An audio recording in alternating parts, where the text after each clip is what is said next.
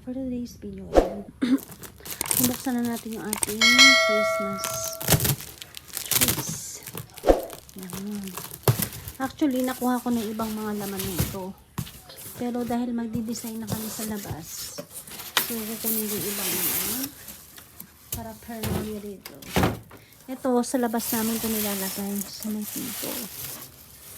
Sa may bintana namin. Ito sa may pintuan. Sa may pinto. Ito sa labas din to. Tapos ito sa pintuan din. So, ngayon, ayos tayo. Hintayin ko lang yung anak ko. Tapos, ayan. Sa dami namin ng Christmas balls. Dati, pink yung motif nito. So, gusto namin mag-change ng gold. Dahil nagsawa na sila si gold, nag-red kami. Red combination ng gold. Ngayon, ayaw na naman ng anak ko. Change kami ng lavender. So, tatry natin gumawa ng lavender Christmas tree. Tara na!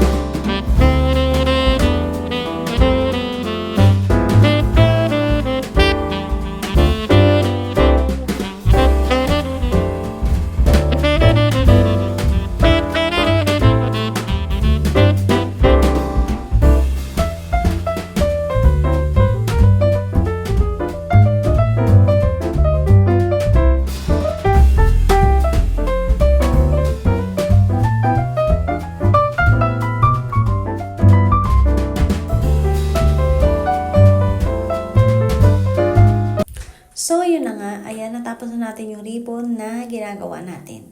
So, dahil mahirap maghanap ng purple na mga ornaments, bumili na lang ako ng ribbon na purple at ako na lang ang nag-ribbon. So, hopefully na maging successful itong ating ginagawa para mayroon tayong purple Christmas tree. So, tara na. Requested, granted.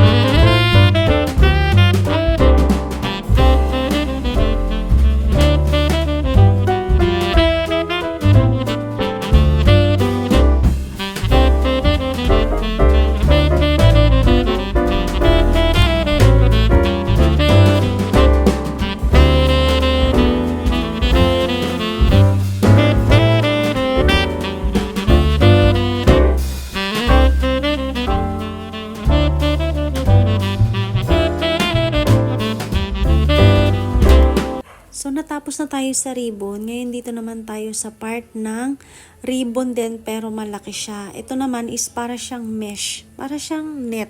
Ganun. Ginawa ko siya, inipat ko lang siya dun sa may Christmas tree para makatipid din ako sa pang tatali doon. Alam niyo na yung ibig ko sabihin. Kasi iba ginagawa nila, tinatali nila eh.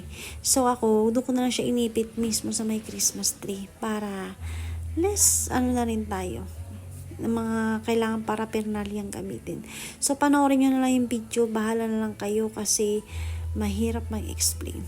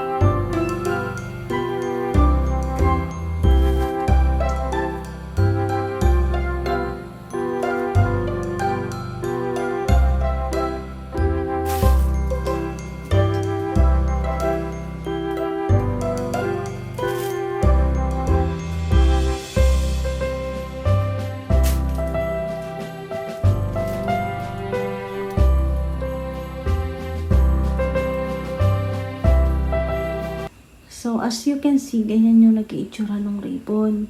Ngayon, dito ko lang yan nilalagay sa mga ganyan. Yan.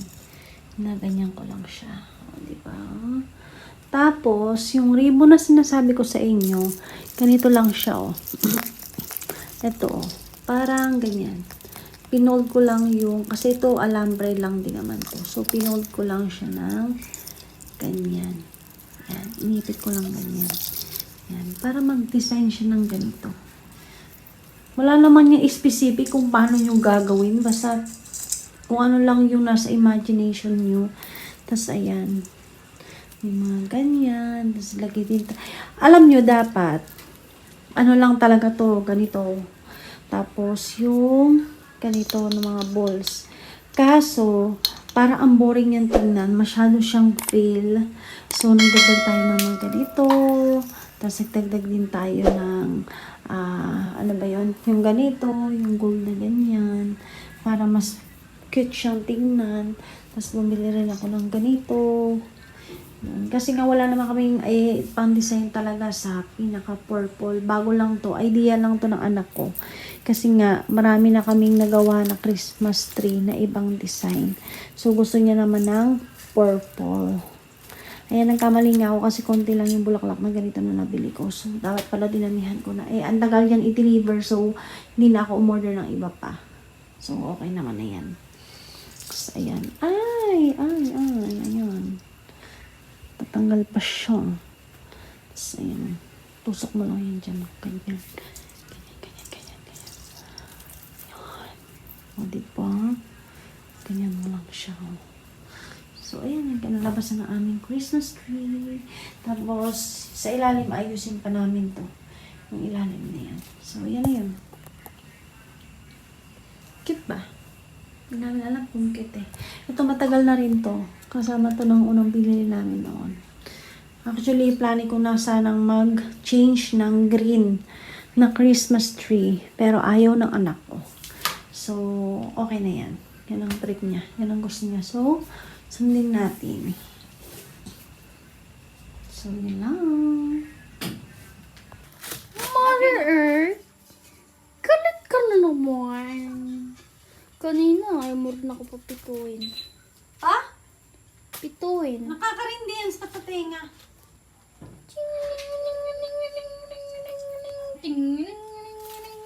Dapat sa wala ng mga design. Wala, nagiging purple siya. Video natin. 1, 2, 3. Dapat pa rin ba siya? Kasi nalagay ko sa...